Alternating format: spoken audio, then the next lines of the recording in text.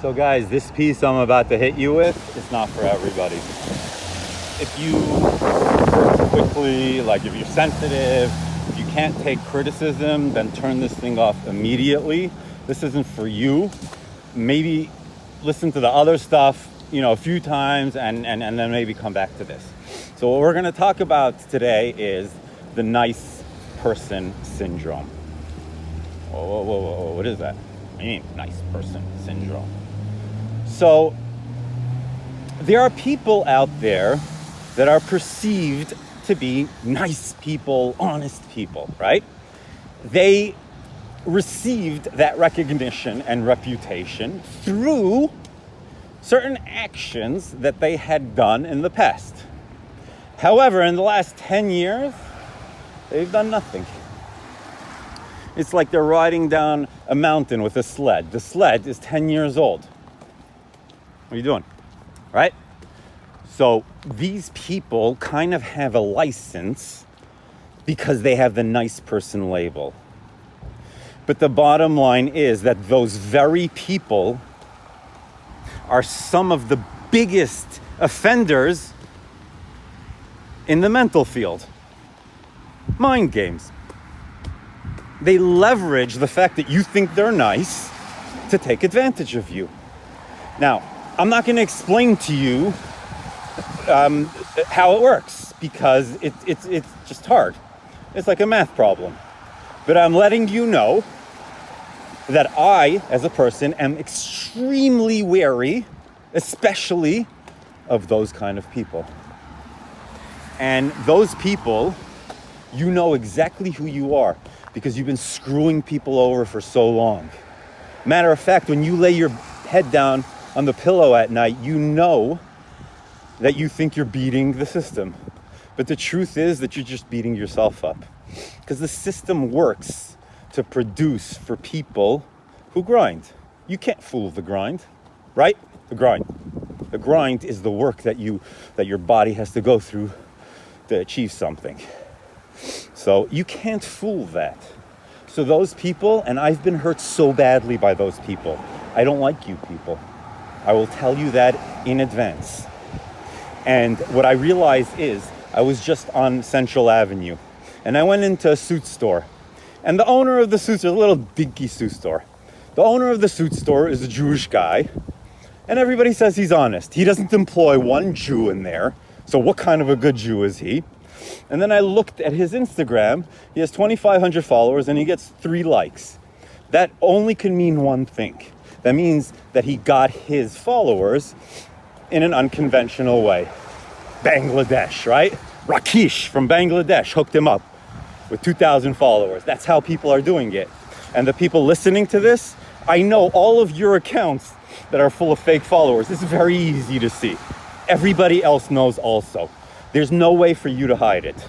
So if you're an influencer out there and you're doing motivation and you have 14,000 followers, and before this you were begging to ask me how I get followers, I know that your followers are fake. And that's why you're not succeeding. Because you prefer to write a laundry list of things that you think you're doing than actually go out and do some hard work. Go grind. You can't grind at home. Can't grind with a phone in your hand. So if all you know is hold the phone and that you're lost. You're lost in this world. In closing, what I'm saying is very serious. We are weakened. The last 2 years have weakened us terribly. COVID has hurt us terribly. Our brains are not at the same level they were before. We no longer want to bother, right? So when the nice person tells us what to do, we just accept that they're a nice person and it's good. But they're leading you astray. Everybody's looking out for themselves. It's nature, right? If someone's not looking out for themselves, it's not normal. That's why Hashem says, "V'ahavta l'reacha kamocha." Right? Like you. Everyone loves themselves. Right? So I want you to love me as much as you love yourself. And I'll tell you something else. Rabbi Groner on Shabbos brought up a beautiful little story. And we'll finish with that.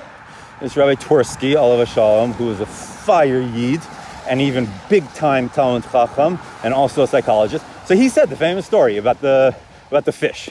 The kid says, hey, He says his father serves him fish, whatever. He says, I love fish. So his father looks at him and he goes, you don't love fish. If you love fish, you would have left it in the water, right? Fish is happiest in the water. So what we love, we do what's right by them, right? So you don't love fish. He loved himself. And it's okay to love yourself. Just come to terms with it. Be honest with yourself about it. And there are things that come with that, right? So if you love yourself too much, not good. A lot of people aren't careful how much they really love themselves. Some people don't love themselves enough, and some people love themselves too much. So balance is key. But guys, there is so much going on between the cracks. The only way that you're gonna see it is if you slow your life down. Spend more time with your wife. Spend more time with your husband. Come home early. When you come home, don't sit in your car for 45 minutes. I get it, I did it too. Face your issues. What are you gonna do? I failed. I'm not telling you that I know how to do it. I'm divorced. I didn't do well at marriage. But I know what I did wrong. I know that if I would have committed to myself better without expectations, that I probably would have had a much better chance. So here I am. I'm just telling you guys how I messed up. This is me telling you, Nissim, I messed up. And if I can help one person out there, then I did everything that I want to do. You know, we can't imagine. I can't even imagine, but I know it's big. What goes on in Shemayim when we do mitzvahs? What goes on in Shemayim when there's a Hear Her Tshuva? So I'm going to attempt to explain it. It'll probably be lame. Before COVID, right? If I would have told you that the whole world is going to be wearing masks and all the crap that's going on, no way you would never have believed this. The details, what's going on now, what we're allowing the government to do to us, right? We couldn't have fathomed that. Hashem's the same thing. He brought us COVID because he feels that we can't fathom him, right? So he shows you something that you couldn't fathom and that now you can see and you're living. So Hashem's the same way.